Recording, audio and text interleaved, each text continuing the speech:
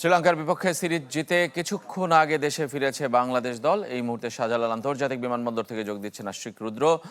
রুদ্র, দল কি বের হয়েছে কিনা, কিংবা দলের ব্যস্ত সূচি এবং এই দলকে বরণ করার জন্য কোনো আয়োজন আছে কিনা, সবই আমাদেরকে একটু জানাবেন। চায়ের কাপে সমাজ বদলের ঝর্ণা তুলে আগে গোছান নিজেকে। প্রিমিয়াম টাইটানিয়াম আলমিরা, গুছিয়ে ফেলুন জীবনটাকে।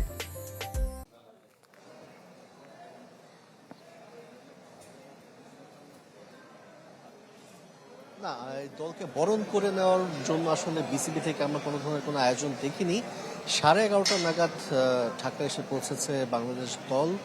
এখনো তারা বের হয়নি, হয়তোবা কিছুক্ষণের মধ্যেই বের হয়ে যাবার কথা, এবং একজন ক্রিকেটার হয়তোবা আমাদের সাথে কথা বলবেন, প্রতিক্রিয়া জানাবেন টি-20 সিরিজ জয় এবং টেস্ট এবং ওয়ানডে সিরিজ কেন ব্যর্থ হয়েছে সবকিছু হয়তোবা তিনি জানাবেন।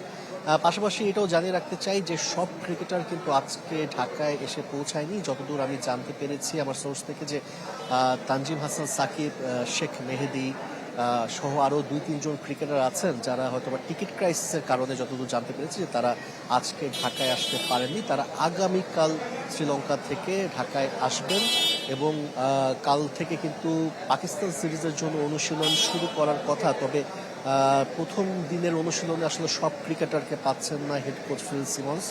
ঐচ্ছিক অনুশীলন রাখা হয়েছে, যে কারণে কিছু ক্রিকেটার যারা আসলে একাদশের বাইরে ছিলেন তারা হয়তোবা এই অনুশীলনে যোগ দিবেন। এবং যতদূর জানতে পেরেছি আজকের মধ্যে হয়তোবা পাকিস্তান সিরিজের জন্য টি-20 স্কোয়াডটাও দিতে যাচ্ছে বিসিবি। খুব একটা পরিবর্তনের সম্ভাবনা নেই, এটাও আমরা জানতে পেরেছি। রেজন দেওয়ার জন্য বিমানবন্দর থেকে যোগ দিয়েছিলেন আশিক রুদ্র, জানাচ্ছিলেন যে বাংলাদেশ দল দেশে ফিরেছে শ্রীলঙ্কায় টি-20 সিরিজ জয় করে।